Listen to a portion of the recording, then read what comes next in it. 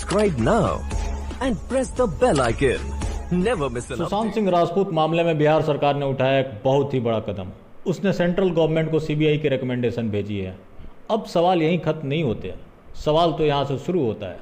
आपके जहन में एक सवाल होगा कि इस मामले में इतनी देरी क्यों की गई, ये काम तो पहले भी किया जा सकता था। इसी बीच उद्धव ठाकरे ने भी हिजड़ों की फौज उतार दी है।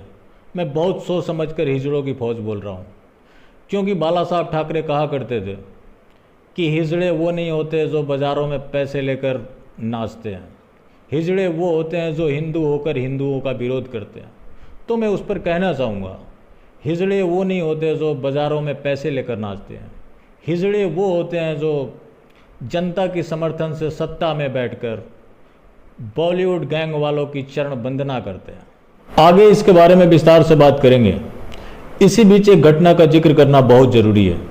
सुशांत सिंह राजपूत की मौत और दिशा सलियान की मौत, और दोनों का कनेक्शन, क्योंकि कातिल एक है। इसको आज ये बिकाऊ मीडिया ब्रेकिंग न्यूज़ के रूप में दिखा रहा है। इस घटना का जिक्र मैंने 16 जून को किया था, सुशांत सिंह राजपूत की मौत के ठीक एक दिन बाद। वो अलग बात है कि ज़्यादा लोगों ने नहीं देखा, क्योंकि मैं यूट्यूब पर नया हूँ और थोड़ी मेरी फैमिली छोटी है। आप चाहें तो देख सकते हैं, मैं उसका डिस्क्रिप्शन में लिंक डाल देता हूँ, तो आपको लगे कि मैं जो बोल रहा हूँ वो सच बोल रहा हूँ। मेरा इनके ऊपर सवाल उठाने का मकसद सिर्फ और सिर्फ ये है कि ये काम मीडिया का था, जो आम लोग करते रहे, सोशल मीडिया के जरिए अपनी आवाज़ उठाते रहे, लेकिन ये 1 महीने तक सोए रहे। अब अचानक से ये जाग पड़े। अगर ये मामला ठंडा पड़ गया होता तो सीबीआई छोड़ो कोई आम चौकीदार भी इस मामले की जांच नहीं कर रहा होता। चलो, देर आए दुरुस्त है, जो आए सबका स्वागत है। अब हम आते हैं अपने पहले सवाल पर कि बिहार सरकार ने इतनी देर क्यों कर दी। सिंपल है, उनके परिवार ने उनकी डेथ के 40 दिन बाद एफआईआर दर्ज कराई, और कोई भी पुलिस या सरकार तभी कार्रवाई कर सकती है जब उसके पास एफआईआर दर्ज हो। इसके डिले होने के क्या फ़ायदे हुए, ये भी सवाल है हमारा।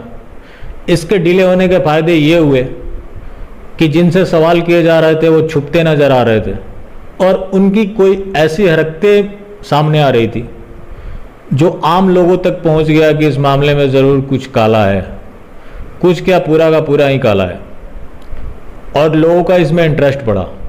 इसके अलावा पुलिस का एक शर्मनाक बयान सामने आया है। सुशांत सिंह के परिवार ने 25 Feb 2020 को पुलिस को इन्फॉर्म किया था कि उनकी जान को खतरा है। पुलिस का जो बयान सामने आया है कि चूंकि यह मामला लिखित नहीं था, इसलिए हमने इसका संज्ञान नहीं लिया। अब हमारे जो प्रधानमंत्री जी हैं वो डिजिटल इंडिया की बात करते हैं। मैं तो बोलता हूं कि इन गधों को लाकर पहले स्किल इंडिया के तहत पूरी तरह से एडुकेट किया जाए, फिर इनको ट्रेनिंग दिया जाए कि पुलिस में कैसे काम किया जाता है। अगर पुलिस अच्छे से काम नहीं कर पा रही तो इसके 2 ही तरीकास हो सकते हैं, या तो सारे डफर भर लिए गए हैं या सारे पूरी तरह से बिक चुके हैं। अब बात करते हैं उद्धव साहब ने जो हिजड़ों की फौज उतार रखी है। सबसे बड़ा नाम जमुरा संजय राउत, जो कि शुरू से बयानबाजी करते नजर आ रहा, अब ये बोल रहा है कि ये छोटा मोटा मामला है और मुंबई पुलिस को बिहार पुलिस से सीखने की ज़रूरत पड़ी तो इसे बंद कर देना चाहिए।